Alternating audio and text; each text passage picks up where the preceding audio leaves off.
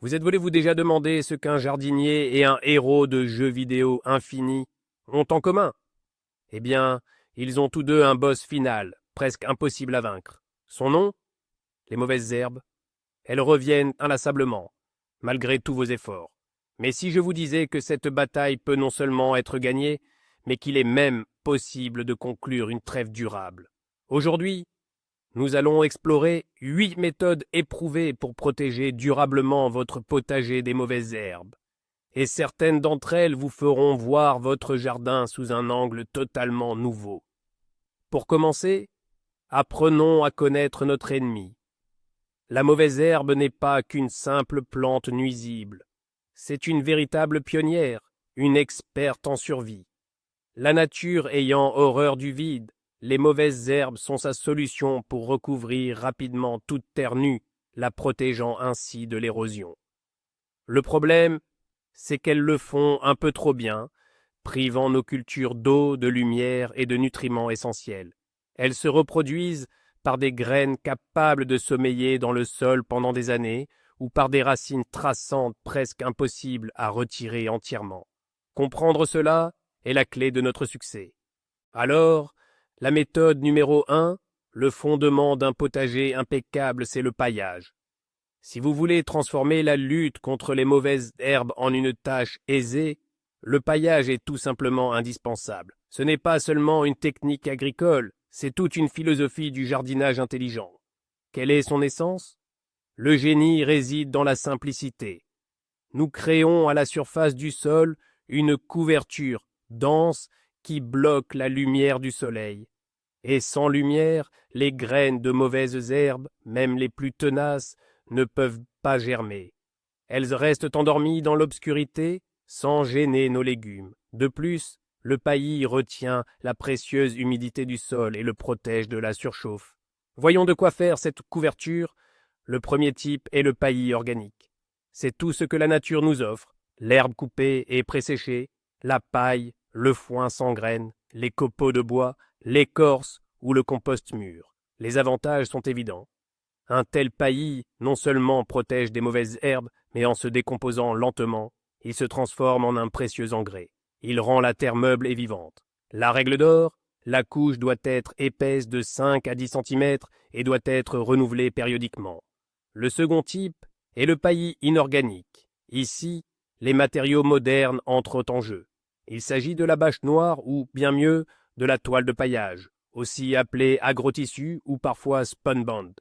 Ils créent une barrière quasi impénétrable, durent longtemps et sont très efficaces. Contrairement aux films plastiques pleins, la toile de paillage laisse passer l'eau et l'air jusqu'aux racines des plantes, évitant ainsi qu'elles ne s'étouffent. Certes, ce type de paillis ne nourrira pas votre sol, mais il accomplit parfaitement sa tâche principale, bloquer les mauvaises herbes.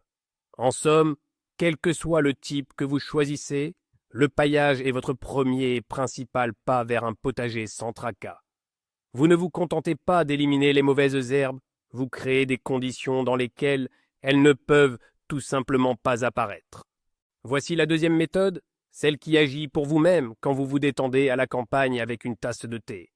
Il s'agit du semis d'engrais verts, parfois appelé fertilisant vert. Si, après la récolte, vous laissez encore vos parcelles nues, vous commettez une grave erreur. Vous offrez littéralement votre terrain aux mauvaises herbes. Mais qu'est-ce donc qu'un engrais vert? Ce sont des plantes spécifiques que l'on sème non pas pour la récolte, mais pour les bienfaits qu'elles apportent directement à la terre. Leur mission principale est de se développer rapidement, de former un tapis végétal dense et d'étouffer littéralement les mauvaises herbes par leur masse. Elles ne leur laissent aucune chance de percer à la lumière. Imaginez, votre parcelle n'est plus couverte d'herbes indésirables, mais de plantes utiles qui, de surcroît, améliorent activement la qualité de votre sol. Quels engrais verts choisir? Le choix est vaste. Prenez par exemple la moutarde. Elle pousse très rapidement et ses racines libèrent des substances qui inhibent la croissance de nombreuses mauvaises herbes tout en repoussant certains nuisibles, comme le ver fil de fer. La facélie est une autre excellente option. Non seulement elle lutte contre les mauvaises herbes, mais elle ameublit aussi le sol grâce à son système racinaire puissant, le rendant léger et aéré. De plus, elle offre une magnifique floraison, attirant ainsi les abeilles dans votre jardin. Comment ça marche en pratique? C'est très simple. Vous avez récolté vos oignons ou votre ail au milieu de l'été? Ne laissez surtout pas votre parcelle nue jusqu'au printemps suivant. Immédiatement, semez-y de la moutarde ou de la facélie. À l'automne, la masse végétale développée peut soit être fauchée et laissée sur place en guise de paillis, soit simplement enfouie en la bêchant.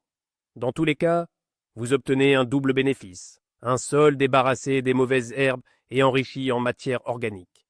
Les engrais verts, c'est votre propre agronome, celui qui travaille sans relâche. Et voici une troisième méthode, destinée à ceux qui aiment les solutions originales, mais d'une efficacité redoutable. Il s'agit de la création de planches de culture selon la méthode no-dig, ou plus simplement, des potagers sans labour. Et votre principal outil pour cela sera du simple carton.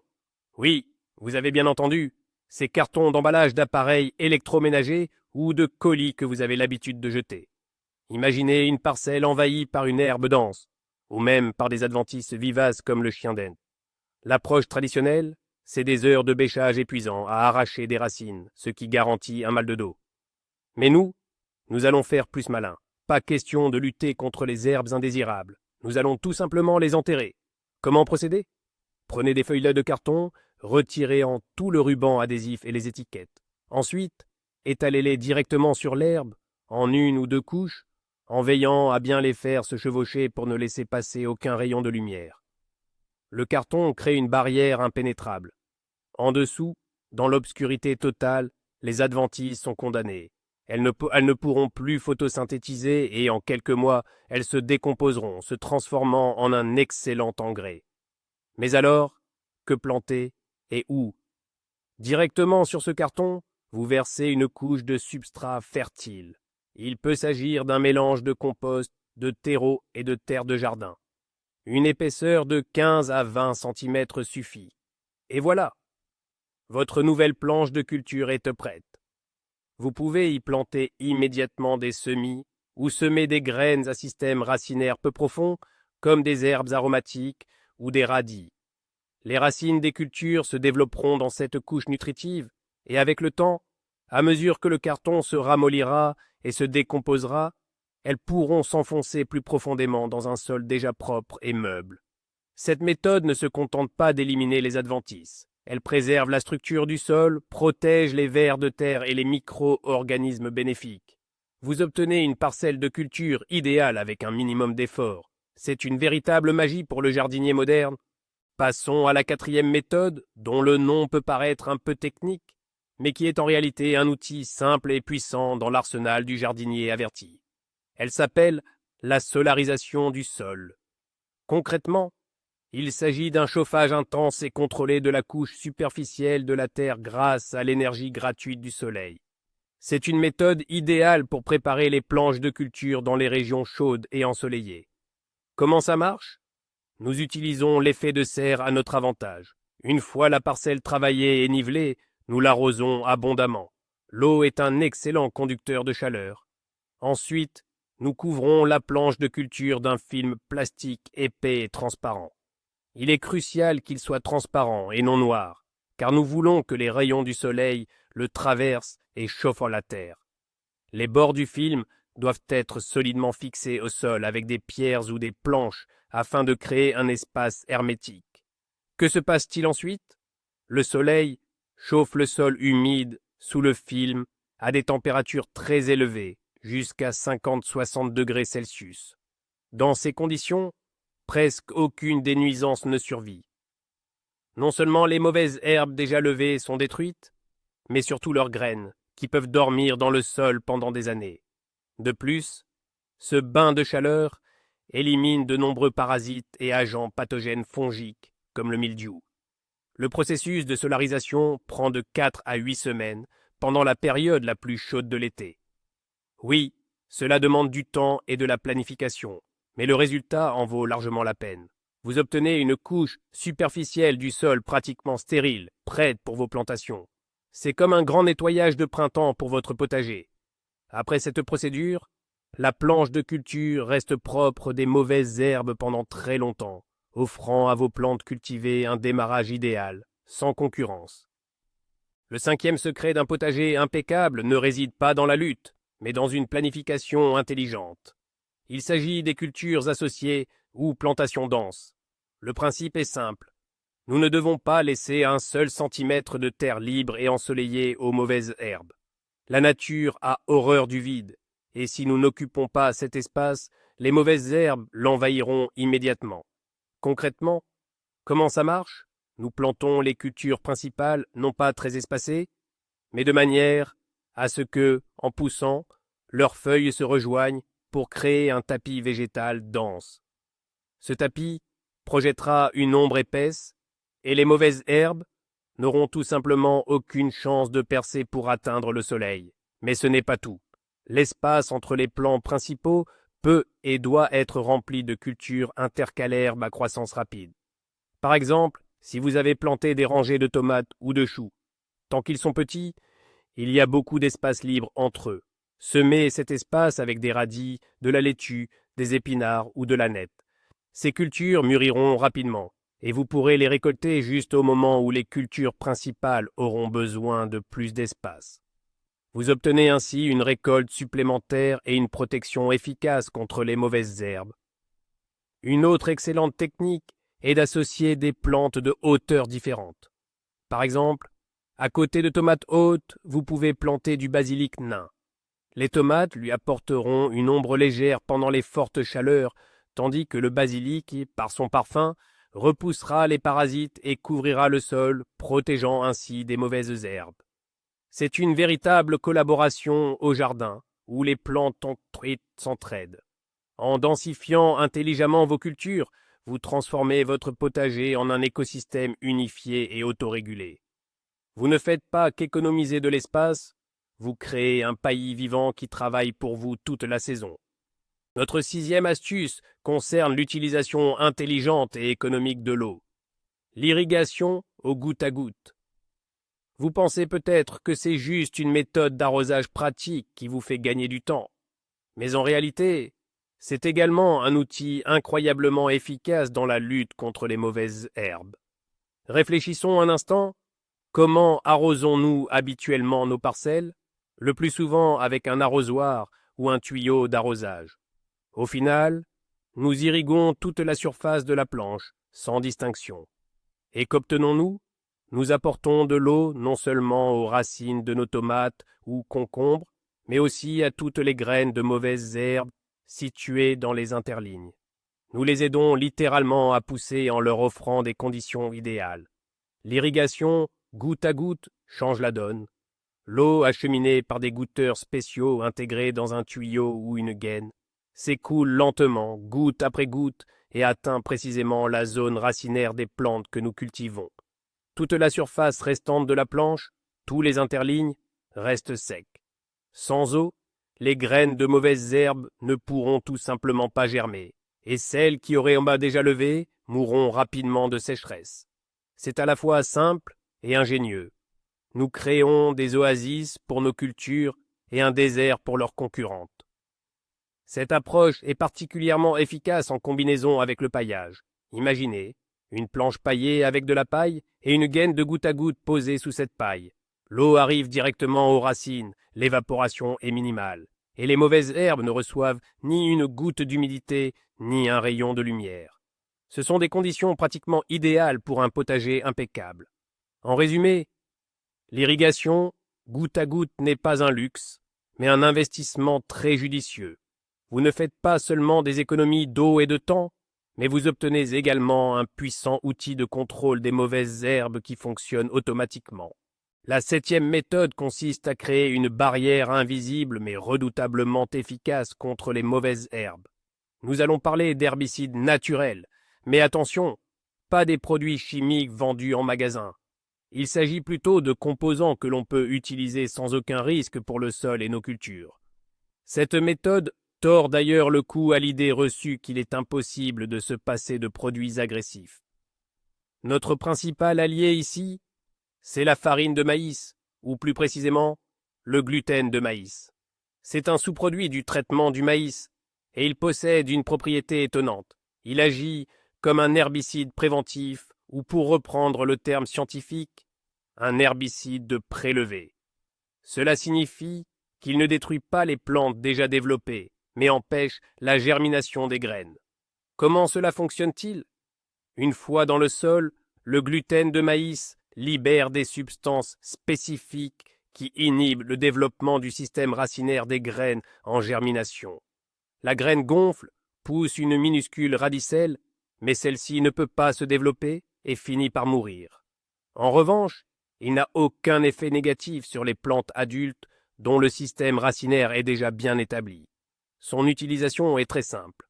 Au printemps, après avoir planté vos jeunes pousses ou lorsque vos semis ont déjà bien grandi, il suffit de répandre uniformément les granulés de gluten de maïs sur la surface du parterre et d'arroser légèrement.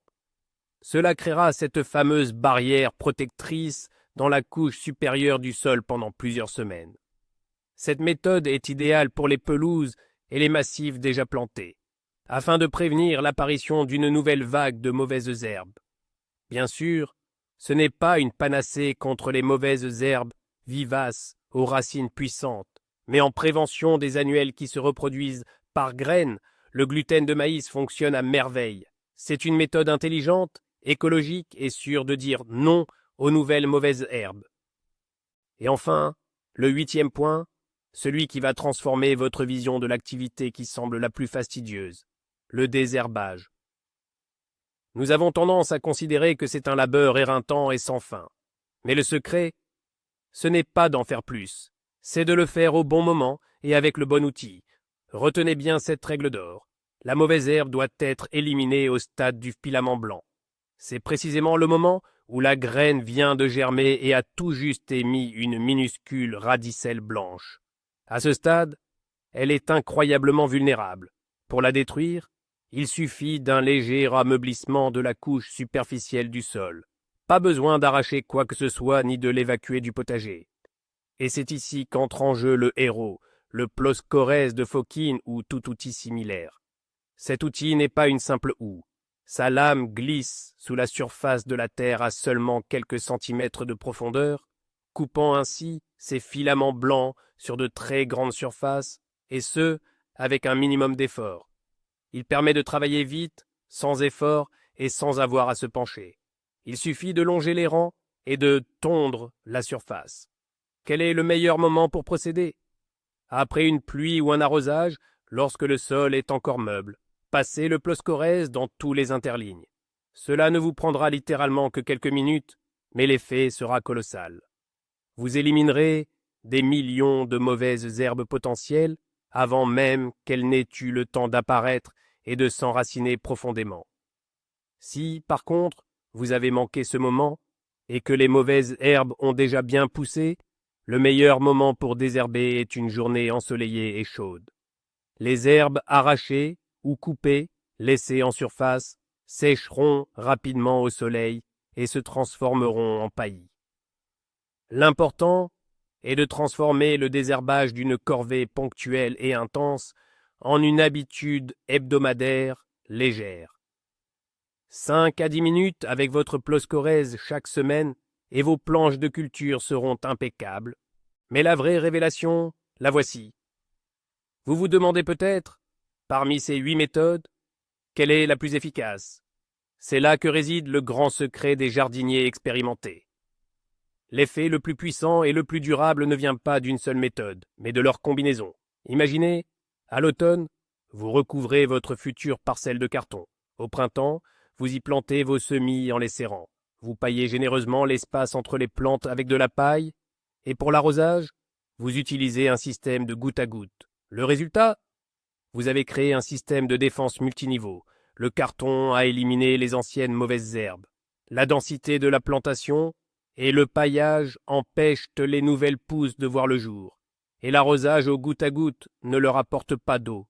Dans une forteresse pareille, les mauvaises herbes n'ont aucune chance. C'est ainsi que l'on passe d'une lutte incessante à un jardinage intelligent. En somme, le message essentiel de cette vidéo est d'arrêter de se battre contre la nature et de commencer à utiliser ces lois à votre avantage. Protéger ces cultures des mauvaises herbes, ce n'est pas une corvée épuisante. mais une affaire de savoir-faire et de stratégie. Merci d'avoir regardé cette vidéo jusqu'à la fin. Si elle vous a été utile, mettez un pouce bleu et abonnez-vous à la chaîne pour ne pas manquer les prochaines vidéos. Et maintenant, une question pour vous. Quelles sont vos astuces pour lutter contre les mauvaises herbes? Peut-être avez-vous votre propre secret de famille ou une méthode innovante? Partagez-les en commentaire, aidons-nous mutuellement à construire la base de connaissances la plus complète.